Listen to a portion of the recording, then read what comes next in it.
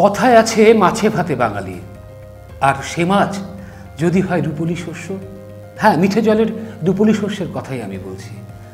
বাঙালির ইলিশ এতদিন অগ্নিমূল্যের বাজারের জন্য অধরা ছিল বাঙালির প্রিয় মাছ ইলিশ। তাছাড়াও ছিল প্রাকৃতিক বিপর্যয়, আবহাওয়ার পূর্বাভাস, সব মিলিয়ে গভীর সমুদ্রে মৎস্যজীবীরা সেভাবে যেতে পারছিলেন। যে কজন গিয়েছিলেন তারা ফিরে আসছিলেন সামান্য সংখ্যক মাছ নিয়ে। মাথায় হাত পড়ছিল গভীর সমুদ্রে যাওয়া মৎস্যজীবীদের। খুশির খবর, সুখের খবর, ভরা বর্ষায় মৎস্যজীবীদের জালে ধরা পড়েছে 400 টনেরও বেশি ইলিশ মাছ। গত 14ই জুন গভীর সমুদ্রে যাত্রা করেন মৎস্যজীবীরা। তারা একে একে ফিরে এসছে কাকদ্বীপ, নামখানা, হেনরি বন্দরে। এখন মৎস্য বন্দরে ইলিশে ইলিশে ছয়লাভ। প্রতিটি মাছ 500 গ্রাম থেকে 1 কিলোগ্রাম ওজন। আর দাম তারা আশা করছেন বাঙালির ক্রয় ক্ষমতার মধ্যেই থাকবে। আম বাঙালির কাছে এই সুখের খবর নিয়ে আমি দেবকিশোর, আর আপনি দেখতে থাকুন বিস্তারিত প্রতিবেদন সংবাদ শিরোনাম। This channel does not promote any violence, harmful or illegal activities.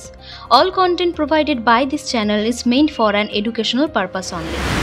প্রাকৃতিক বিপর্যয়ে সতর্কতা জারি হওয়ার পরও বড় বড় সাফল্য মৎস্যজীবীদের। বঙ্গোপসাগর থেকে প্রায় 400 টন ইলিশ মাছ নামখানা, কাকদ্বীপ এবং হেনরি বন্দরে ফিরছে একাধিক ট্রলার। কয়েকদিনের মধ্যে সেই মাছ পৌঁছে যাবে কলকাতা সহ রাজ্যের বিভিন্ন বাজারে। গত 14ই জুন গভীর সমুদ্রে যাত্রা শুরু হয়েছিল ট্রলারগুলির। প্রথম সপ্তাহে কিছুটা মাছ পেলেও তারপর সমুদ্রের খারাপ আবহাওয়ায় প্রায় 1 মাস ইলিশ মাছের কোনো দেখা মেলেনি। মাঝে কয়েকটি নিম্নচাপ এবং বড় ঝড় পূর্বাভাসে বারবার ফিরে আসতে হচ্ছিল উপকূলে। ফলে আর্থিক ক্ষতির মুখে পড়েন অনেক মৎস্যজীবীরা। তবে শেষ মুহূর্তে প্রাকৃতিক বিপর্যয়ের পূর্বাভাস পাওয়া মাত্রই ফেরার আগে শেষবারের জন্য জাল ফেলতেই বাজিমাত। এই বিপুল সাফল্যে দারুণ খুশি মৎস্যজীবীরা। ট্রলার ভর্তি ইলিশ মাছ নিয়ে ফিরে আসার ছবি ছড়িয়ে পড়ে বন্দরগুলিতে। ডায়মন্ড হারবারে নগেন্দ্র বাজারে আসা শুরু হয়েছে এই মাছগুলি। সেখান থেকেই বিভিন্ন বাজারে সরবরাহ ইতিমধ্যেই শুরু হয়ে গেছে। মৎস্যজীবী বিকাশ সাতলাল বলেন, নিম্নচাপের কারণে মাছ ধরার উপর নিষেধাজ্ঞা ছিল। সেই অনুযায়ী উপকূলে ফেরার সময় অনেক ট্রলারে জাল ফেলে এবং শেষ মুহূর্তে এই চেষ্টাতেই প্রচুর ইলিশ মাছ ধরা পড়েছে। কাকদ্বীপ ফিশারম্যান ওয়েলফেয়ার অ্যাসোসিয়েশনের সম্পাদক বিজন মাইতি জানান, গত কয়েক বছরে এমন বড় ইলিশের ঝাঁক দেখা যায়নি। বেশিরভাগ মাছই 500 গ্রাম থেকে 1 কেজির মধ্যে, দামও বেশ মিলছে। তবে এখনই সব ট্রলার সমুদ্রে যেতে পারছে না। দুর্ভোগপূর্ণ আবহাওয়ার কারণে আপাতত নিষেধাজ্ঞা জারি করেছে। আগামী 1-2 দিনের মধ্যেই আবহাওয়া স্বাভাবিক হলে ফের গভীর সমুদ্রে যাত্রা করবে এই ট্রলারগুলি। আশা করা যাচ্ছে এবার বর্ষায় রেকর্ড ইলিশ উঠে আসবে উপকূলগুলিতে। দীর্ঘদিন পর ভোজন রসিকদের রসনা তৃপ্তি ঘটাতে বাজারে ফিরছে বহু প্রতীক্ষিত রূপলি এই শস্য। বর্ষার শুরুতেই গভীর সমুদ্রে যাতায়াত শুরু হয়েছিল মৎস্যজীবীদের। না, সেভাবে কিছুতেই মিলছিল না অধরা ইলিশ। মন খারাপ হয়ে যাচ্ছিল, বিশেষ করে মৎস্য ব্যবসায়ী থেকে মৎস্যজীবীদের। সেই অধরা ইলিশ অবশেষে ধরা পড়ল। কিভাবে ধরা পড়ল? 14ই জুন যখন গভীর সমুদ্রে রওনা দিল একের পর এক ট্রলার, তখন কিন্তু আশঙ্কা ছিল বাঙালির প্রিয় ইলিশ কি জালে ধরা দেবে। অবশেষে জাল ফেলতে ফেলতে যখন মৎস্যজীবীরা বন্দরের দিকে ফিরে আসছিলেন, সেই জালেই একের পর এক 400 টন ইলিশ ধরা পড়ল। এক একটি মাছের ওজন 500 থেকে 1 কিলোগ্রাম। মৎস্যজীবীদের হাসি চওড়া হলো। মৎস্য বন্দর ছেয়ে উঠল ইলিশে ইলিশে। বাঙালির জন্য সঙ্গে বয়ে আনলো সুখবর।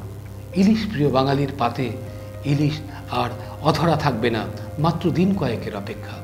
অগ্নিমূল্যের এ বাজারে মৎস্যজীবীরা প্রতিশ্রুতি দিয়েছেন দাম আম বাঙালির নাগালের মধ্যেই থাকবে। অপেক্ষা করুন ইলিশের জন্য, আর দেখতে থাকুন সংবাদ শিরোনাম।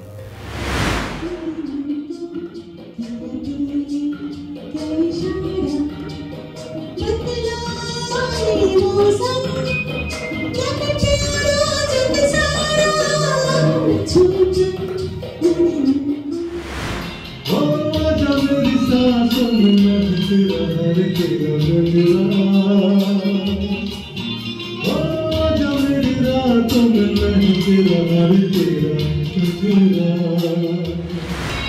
ভালোবাসা ছিল